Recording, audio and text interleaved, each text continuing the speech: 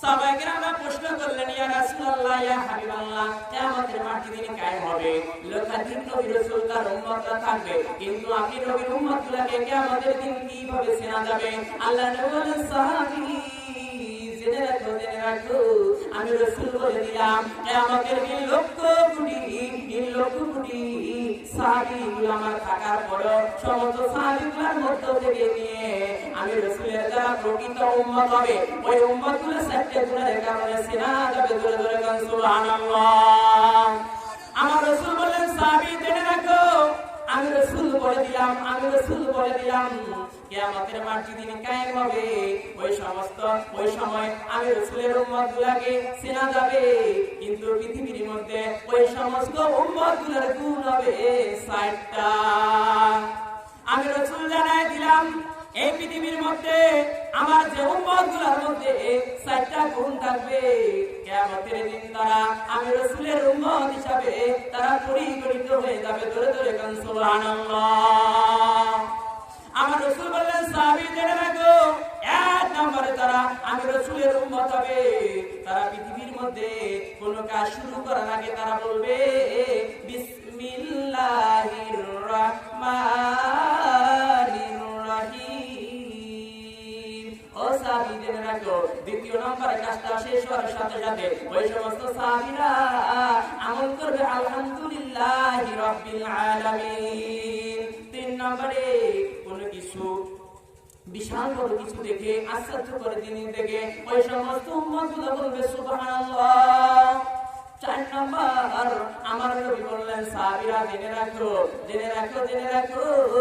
আমি রাসূলের যারা উম্মত হবে ৪ নম্বরে তাদের গুণ ও বৈশিষ্ট্য হবে, তারা কোন মানুষকে কথা দেওয়ার সময় তারা বলবে ইনশাআল্লাহ। জোরে জোরে গান সুবহানাল্লাহ। আমার রাসূল বললেন, সাহাবী তারা কোন কাজের শুরুতে বলবে বিসমিল্লাহ, আর কাজটা শেষ হওয়ার সাথে সাথে বলবে আলহামদুলিল্লাহ। আশ্চর্যকর জিনিস দেখে তারা বলবে সুবহানাল্লাহ, আর কাউকে ওয়াদা দেওয়ার সময় তারা বলবে ইনশাআল্লাহ। এই ৪টা গুণ যাদের ভিতরে থাকবে, কিয়ামতের দিন তারা আমি রাসূলের উম্মত হিসাবে তারা দলে দলে বিনা হিসাবে আল্লাহর জান্নাত চলে যাবে। আমার রাসূল কেন বললেন প্রতিটা কাজের শুরুতে বিসমিল্লাহর আমল করতে হবে?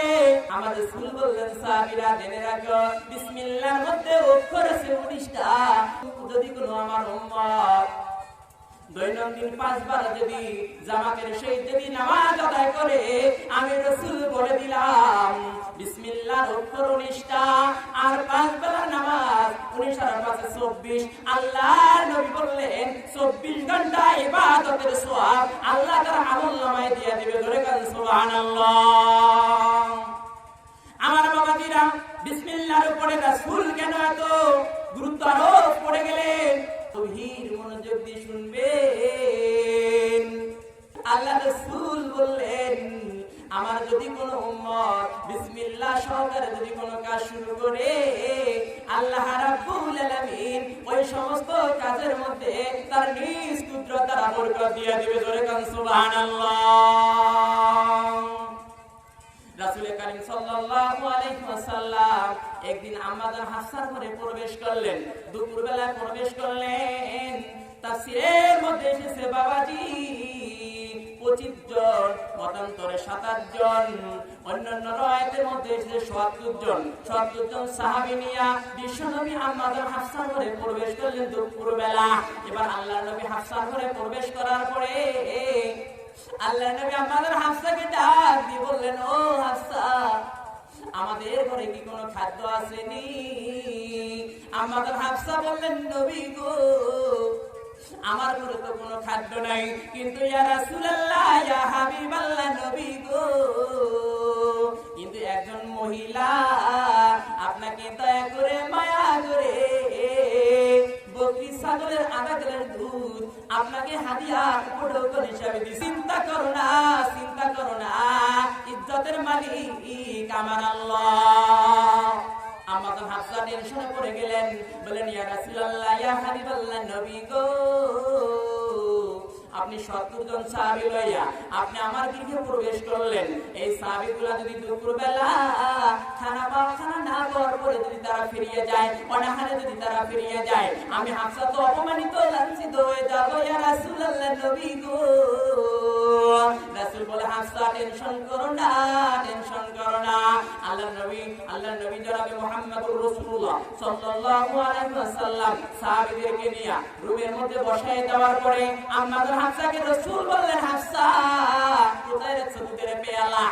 রাসূল বলার পরে আম্মাজান হাফসা ঘরের ভিতর থেকে দুধের পেয়ালা বিশ্ব নবীর হাতে তুলে দিলেন। জোরে জোরে কান সুবহানাল্লাহ। আল্লাহর নবী দুধের পেয়ালা পাওয়ার পরে বিশ্ব নবী জনাবে মুহাম্মদুর রাসূলুল্লাহ সাল্লাল্লাহু আলাইহি ওয়াসাল্লাম বিশ্ব নবী যখন দুধের পেয়ালা নিলেন, নেওয়ার সময় রহমতের নবী সঙ্গে সঙ্গে বলা শুরু করলেন, বিসমিল্লাহির রহমানির রহিম।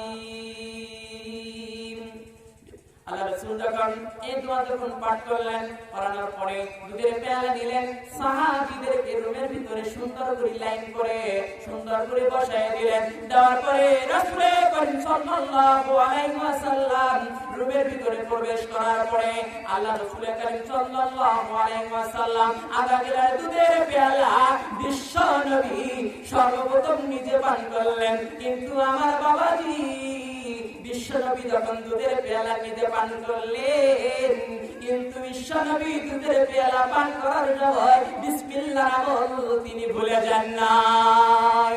রাসূল যখন বললেন বিসমিল্লাহির রহমানির রহিম, সঙ্গে সঙ্গে আমার আল্লাহ বিসমিল্লাহর বরকতে আধা গ্লাস দুধকে এক পেয়ালায় পরিণত করে দিলেন। জোরে কান সুবহানাল্লাহ।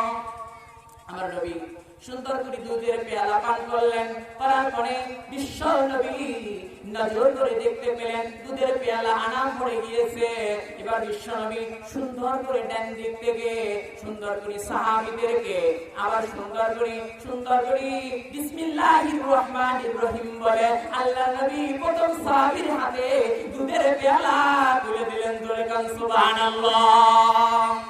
আল্লাহ নবী যখন দুধের পেয়ালা বিসমিল্লাহির রহমানির রহিম বলে যখন তুলে দিলেন, প্রথম নাম্বার সাহাবী যিনি ছিলেন উনি সুন্দর করে বিশ্ব নবীর হাত থেকে বরকতি হাত থেকে যখন দুধের পেয়ালা নিলেন, সঙ্গে সঙ্গে উনিও তেলাওয়াত করা শুরু করলেন, বিসমিল্লাহির রহমানির রহিম।